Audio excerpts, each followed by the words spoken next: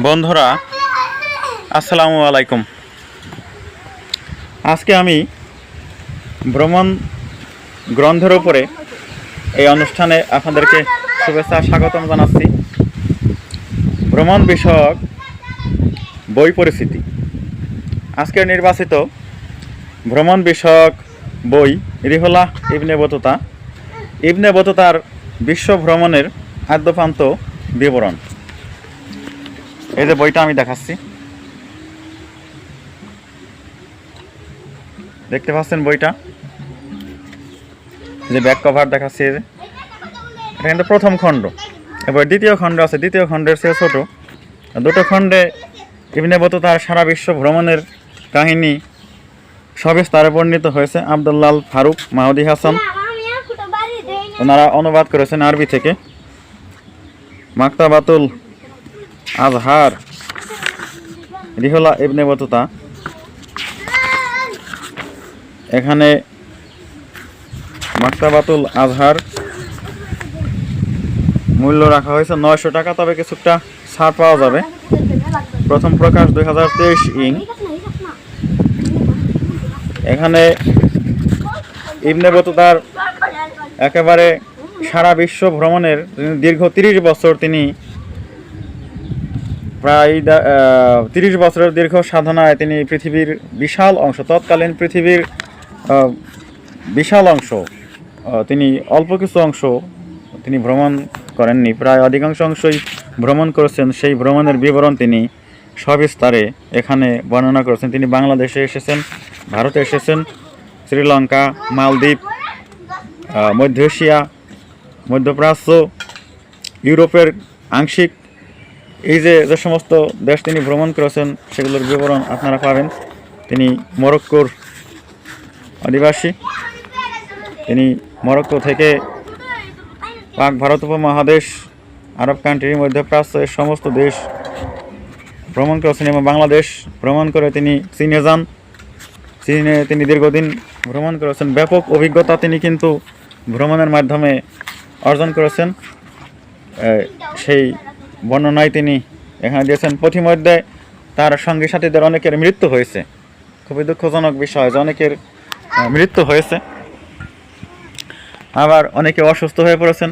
Ibn Battuta নিজেও কিন্তু মারাত্মকভাবে অসুস্থ হয়ে পড়েছেন। বন জঙ্গল, পাহাড় পর্বত, কাটা কণ্টক, জঙ্গল, খাল বিল সব কিছু তিনি নির্বিঘ্নে অতিক্রম করেছেন। তার সঙ্গীরা অধৈর্য হয়ে তার থেকে বিদায় নিয়েছে, কিন্তু তিনি পাহাড়, দুর্গম এরিয়া সঙ্গী সাথী ছাড়াও অনেক জায়গা তিনি অতিক্রম করে গেছেন। কোনো কোনো জায়গায় অনেক সঙ্গী সাথী পেয়েছেন, কোথাও তিনি একাই ভ্রমণ করেছেন। দুর্গম পথে তিনি দুঃসাহসের সাথে পা বাড়িয়েছেন। মৃত্যুর ডঙ্কা তার সামনে দিয়ে বেজে উঠেছে। অনেকবার অসুস্থ হয়ে পড়ে থেকেছেন অনেকবার, তারপরেও কিন্তু তিনি সেই ভ্রমণের মিশন থেকে পিছিয়ে যাননি।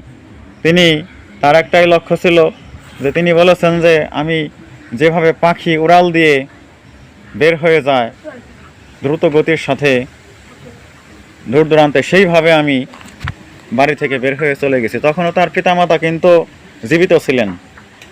ঠিক পিতামাতাকেও ফাঁকি দিয়ে, নিজের স্বদেশকে ফাঁকি দিয়ে তিনি সেই যুগে পায়ে হেঁটে, তখন ছিল না রাস্তাঘাট, ছিল না যোগাযোগ ব্যবস্থা ভালো, পায়ে হেঁটে এত দীর্ঘ সফর পৃথিবীর ইতিহাসে খুব কম লোকই এই ধরনের ভ্রমণ করতে পেরেছেন।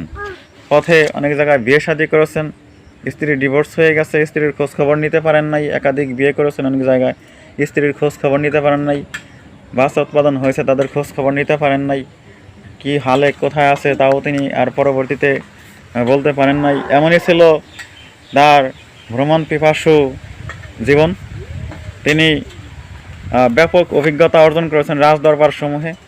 জীবনের এই যে দীর্ঘ সময় তিনি বড় বড় রাজা বাদশাদের দরবারে অনেক সম্মানের সাথে সমাদৃত হয়েছেন, আর অনেক শায়েকদের সাথে। ওই জামানায় প্রতি জনপদে তিনি ভ্রমণে উল্লেখ করেছেন যে প্রতি জনপদেই তিনি অসংখ্য অলি আউলিয়ার সাথে সাক্ষাৎ লাভ করেছেন, এবং অলি আউলিয়া প্রতি শহরেই তিনি ওই সময় অনেক অলির সাক্ষাৎ লাভ করতে পেরেছেন। তখনকার জামানা এখনকার মতো ছিল না, নেককার লোকের কোনো অভাব ছিল না। মুফতি, শায়েক, গাজী, সুফি, শালেক সিদ্দিক, আরেফিন অসংখ্য ছিল পৃথিবীতে। সেই জামানায় ইবনে বতুতা নিজেও একজন বিশিষ্ট আল্লাহ ব্যক্তি ছিলেন এবং তিনি মুসলিম কান্ট্রি ভ্রমণ করে শুধু জ্ঞান অর্জন করেননি, খ্রিস্টানদের কান্ট্রিতে গেছেন, তিনি হিন্দুর রাজত্বে গেছেন, তিনি বৌদ্ধ রাজত্বে গেছেন, মায়ানমারের ওদিকে গেছেন, মধ্য পূর্ব এশিয়া গেছেন। তিনি কিন্তু এমন একজন মহান পুরুষ ছিলেন যিনি প্রচুর নেক কাজ করেছেন, সাহায্য সহযোগিতা পেয়েছেন বিভিন্ন ভ্রমণ পিপাসুর দরদি মানুষের কাছ থেকে সাহায্য সহযোগিতা পেয়েছেন। পুরোটাই আমি যতদূর তার জীবনী অধ্যয়ন করেছি, রিহলা ইবনে বতুতা প্রায় অধিকাংশ অংশই, প্রায় 1200 পৃষ্ঠার বই আমি অধিকাংশই পাঠ করেছি। তো আমি বুঝতে পেরেছি যে তিনি এই সারা বিশ্বের অধিকাংশ স্থানই তিনি খুব সাথে মানে জোশের সাথে এবং অন্যের খরচে, নিজের খরচায় নয়, মানুষ এত সাহায্য সহযোগিতা করেছে অভাবনীয়। এরকম কিন্তু আর এত কৌশল বুদ্ধি তিনি অর্জন করেছিলেন যে কৌশল কায়দার আওতায় ফেলে তিনি সব জায়গায় তিনি সমাদৃত হয়েছেন। তিনি ব্যর্থ হয়েছেন এমন জায়গার সংখ্যা খুবই কম। আর এই যে সারা জীবন তিনি ভ্রমণ করলেন, ভ্রমণ থেকে তিনি কি লাভ করলেন তাই তিনি আমাদের তার গ্রন্থসমূহেরা জানিয়েছেন। তো বেশিরভাগ ইতিহাস হলো রাজদরবার বিষয়ক এবং সুফি সাহিত্যিক বিষয়ক, বেশি আলোচনা বর্ণনা তার গ্রন্থে আমরা পাই।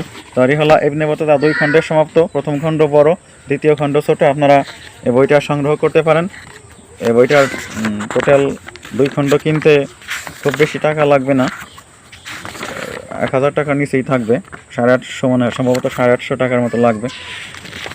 আমি এই যে বলছি রিহলা ইবনে বতুতা, এটা অনুবাদ হলো আব্দুল্লাহ আল ফারুক আর মাহাদি হাসান।